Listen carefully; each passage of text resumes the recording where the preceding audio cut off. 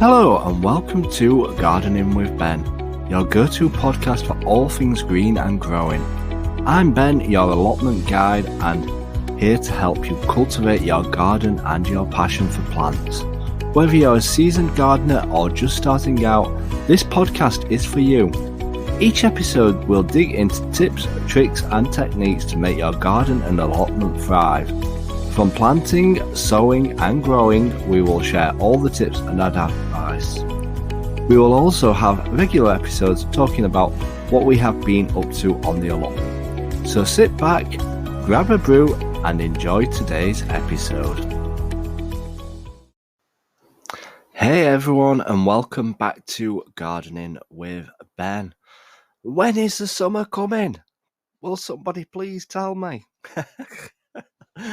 Sorry if that came over loud, but I'm wanting summer to come. It's Sunday and it's in July, and yeah, the summer still hasn't come yet. It came briefly for 1 week the other week, but yeah, we seem to have lost it again. I went to the allotment this morning. It was nice and warm when I left the house, and guess what? It absolutely chucked it down while I was at the allotment. So when it chucks it down, it's a case of doing jobs inside the allotment polytunnel and in my shed usually. And one of the daily tips I shared today on my Instagram and Facebook was to make sure you're tying up all your climbing plants, etc. Make sure you keep on top of that, as they do start to grow fast when it is warm, and with the rain they'll start to shoot and sometimes get out of control. So you need to make sure that you keep them well trained, and that is one thing that we did today. I've sorted out my cucumbers. I've fastened all them up, fastened them to the netting. You have to watch cucumbers if you're growing them up netting, because I use a small square netting, and sometimes like the leaves will get stuck in the netting and sometimes they get all caught up, so you have to pull them out gently and tidy them back up and tie them all back up gently.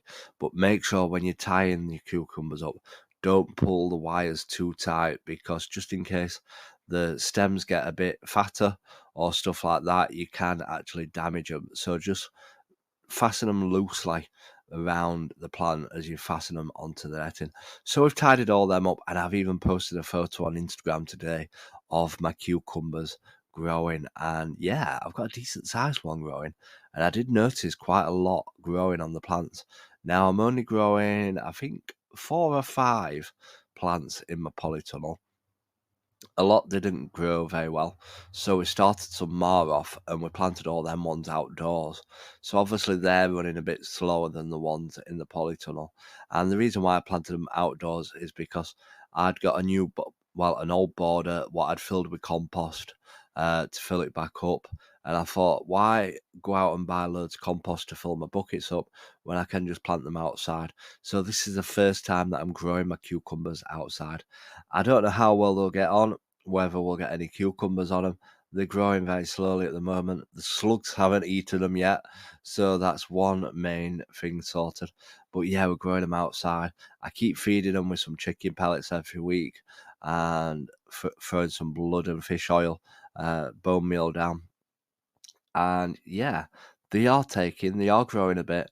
So hopefully once we get some warmer weather, they'll start to shoot up, because once they do start growing cucumber plants, they do seem to start shooting up and expanding, and before you know it, you've got cucumbers all over the plant, and they often hide.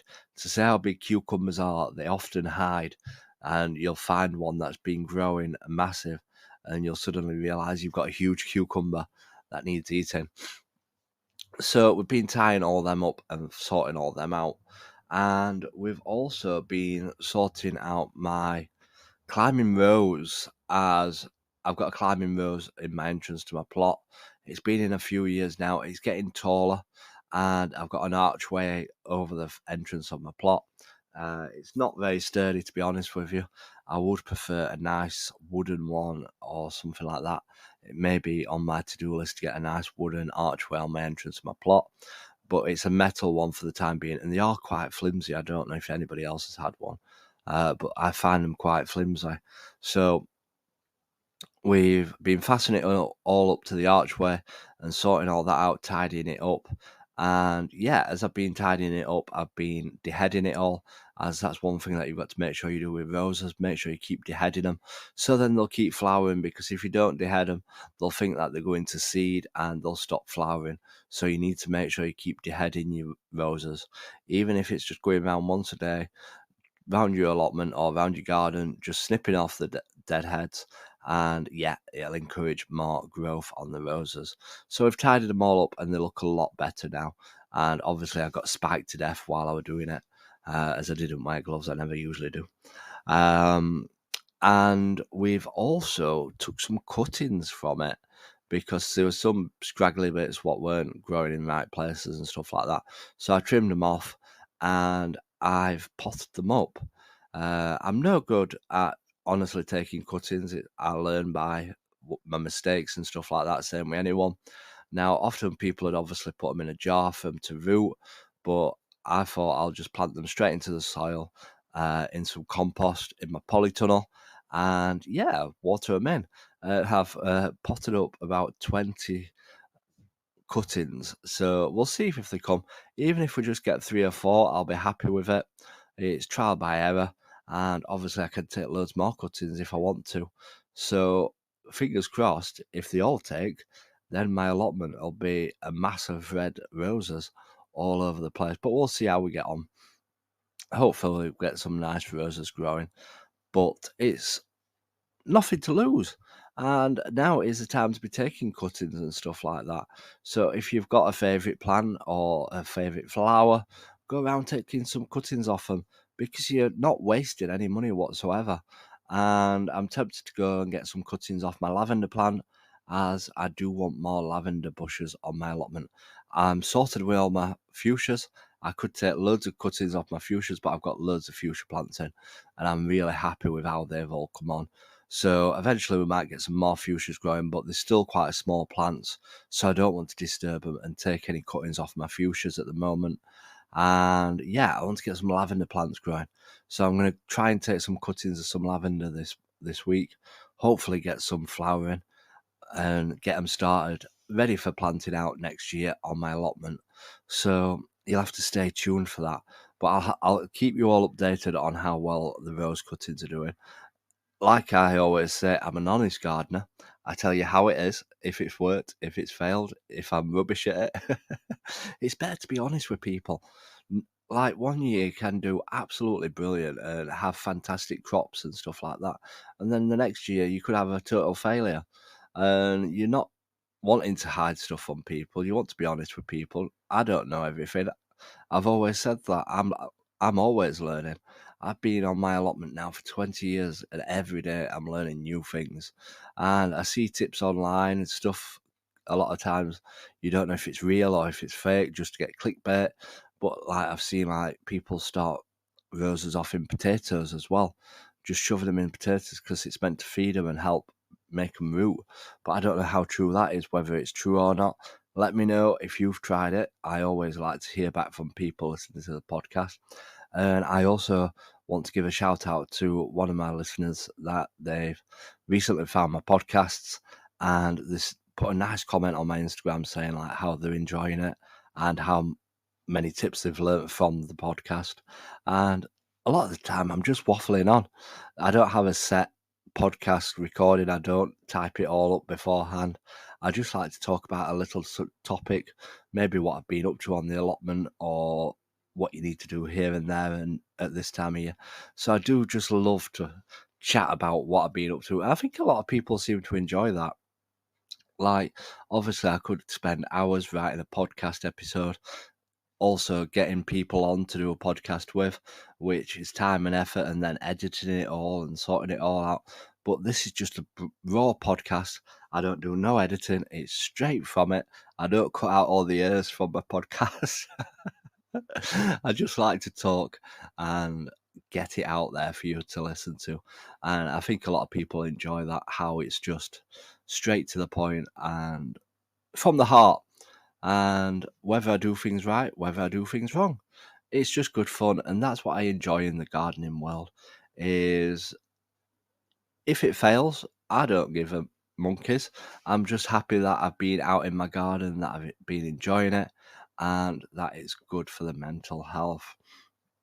And everything seems to be coming together well at the moment. I'm really pushing out the content to you all, sharing the daily tips on Instagram and Facebook, and a lot of people seem to be liking them. They seem to be picking up on a daily basis.